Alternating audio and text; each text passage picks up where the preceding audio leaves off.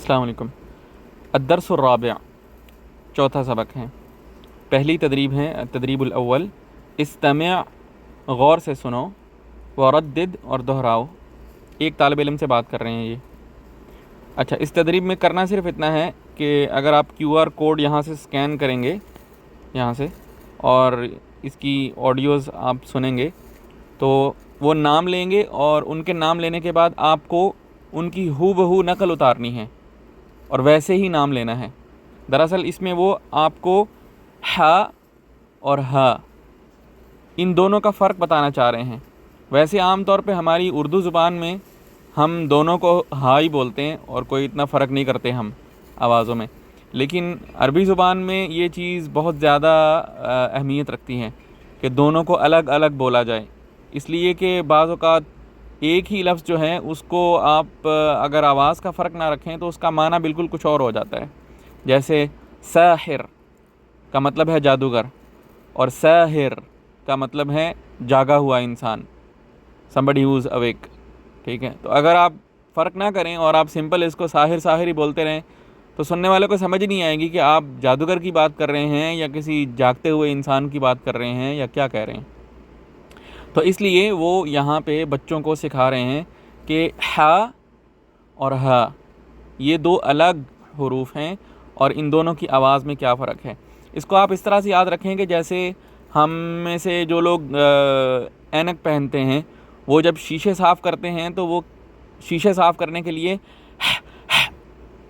اس پر بھاپ ڈالتے ہیں شیشے کے اوپر، تو وہ جو آواز ہے وہ یہ والی ہا ہے، یہ والی، یہ، اور اس ہا کی آواز میں آپ کو ہلکی سی چمک نظر آئے گی، ہا ہا، یہ چمک آپ کو نظر آئے گی آواز میں۔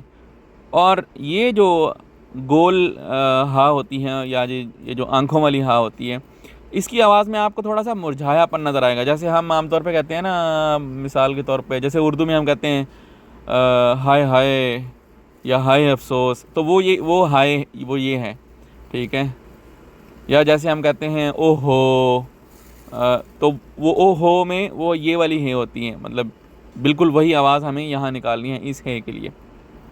تو یہ ہا اور ہے، اور اس کی آواز میں تھوڑا سا مرجھایا پن نظر آئے گا، ہا، کوئی چمک نہیں ہے، اور اس کی آواز میں ہلکی سی چمک نظر آئے گی آپ کو، ہا، ٹھیک ہے؟ اچھا، یہاں پہ تدریب میں وہ نام لیں گے، آپ کو ان کے نام لینے کے بعد سیم ٹو سیم ویسے ہی نام لینا ہے، نقل اتارنی ہے ان کی۔ دوسری تدریب بھی ویسی ہی ہے، بس اس میں فرق یہ ہے کہ اس میں پہلے ٹیبل میں جو ہا اور ہا ہے وہ لفظ کے شروع میں ہے، دوسرے ٹیبل میں لفظ کے درمیان میں کہیں آئے گا، اور تیسرے ٹیبل میں جب وہ لفظ کے آخر میں آتا ہے ہا اور ہا۔ تو اس میں بھی وہی کرنا ہے، آپ آڈیو سنیں گے تو وہ جو ہے وہ لفظ بولیں گے اور اس لفظ کی آپ نے سیم ٹو سیم نقل اتارنی ہے۔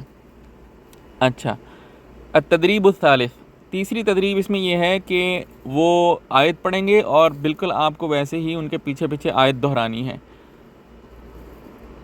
چوتھی تدریب یہ ہے کہ آپ کتنا اچھا ہا پروناؤنس کر رہے ہیں یا ہا کتنا اچھا کہہ رہے ہیں، ان دونوں میں آپ کے فرق ہے یا نہیں، یہ چیک کرنے کے لیے آپ گھر میں کسی بچے کو بٹھا لیں اور اس کو ایک دفعہ صحیح جو ہے وہ ہا اور ہا سنوا دیں، اور اس کو کہیں کہ دیکھو جب میں یہ ہا کہوں گا تو تم نے دایاں ہاتھ اٹھانا ہے، اور جب میں ہا کہوں گا تو تم نے بایاں ہاتھ اٹھانا ہے، یا ایسے کر لیں، یا کہیں کہ بھائی جب میں ہا کہوں گا تو ہاتھ اوپر اٹھاؤ، اور جب تک اوپر رکھو جب تک میں ہا کہہ رہا ہوں، اور جب میں ہا کہوں تو تم ہاتھ نیچے کر لینا، ٹھیک ہے؟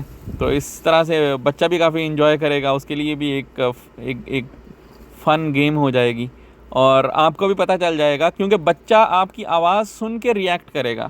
تو اگر آپ واقعی صحیح سے آواز نکال رہے ہیں اور دونوں میں فرق کر رہے ہیں تو پھر بچہ آپ کی آواز میں فرق کر کے رسپونڈ کر پائے گا۔ تو اگر وہ رسپونڈ صحیح نہیں کر رہا ہے تو اس کا مطلب یہ ہے کہ اس کے سننے میں غلطی نہیں ہے، آپ صحیح آواز نہیں نکال رہے، آپ صحیح ہا کو ہا نہیں کہہ رہے اور ہا کو ہا نہیں کہہ رہے، ٹھیک ہے؟ اچھا، اس میں یہ پانچویں تدریب ہے. پانچویں تدریب میں کچھ بھی نہیں ہے, بس انہوں نے دکھایا کہ یہ ہا ہے اور یہ ہا ہے, ٹھیک ہے جی. اور اس میں لکھا ہوا انہوں نے ہوا ہے انتق, مطلب بولو. اچھا, یہاں پہ ہے انتق الکلمات التالیہ, یہ بھی کچھ نہیں ہے, بس ایسے ہی ہے, اس کی آڈیو نہیں ہے. اس میں یہ ہے کہ حب اور حب, شبہ شبہ, محب محب, ناحیہ ناحیہ, حلقہ حلقہ, حریر حریر. تو یہ تدریب ہے. ساتویں تدریب ہے استمع, غور سے سنیں, وضع الرقم الصحیح, وضع و اور ضع رکھیں, الرقم نمبر, الصحیح صحیح, غور سے سنیں اور صحیح نمبر رکھیں. اب اس تدریب میں وہ کریں گے یہ کہ وہ بولیں گے واحد اور اثنان, اور واحد اور اثنان بولنے کے بعد وہ جملہ بولیں گے. اب وہ واحد ایک, تو جب وہ ایک نمبر بولیں گے اور اس کے بعد جو جملہ بولیں گے, تو آپ کو دیکھنا ہے کہ وہ جملہ اس تصویر سے میچ کر رہا ہے یا اس تصویر سے میچ کر رہا ہے. تو جس تصویر سے میچ کر رہا ہے وہ نمبر آپ اس ڈبے کے اندر لکھ دیں گے. یہ کام کرنا ہے. اور التدریب الثامن, یہ تھی ہماری التدریب السابع, ساتویں مشق, اور یہ ہے التدریب الثامن, اور یہ بھی وہی ہے استمع وضع الرقم الصحیح, اس میں بھی وہی کرنا ہے.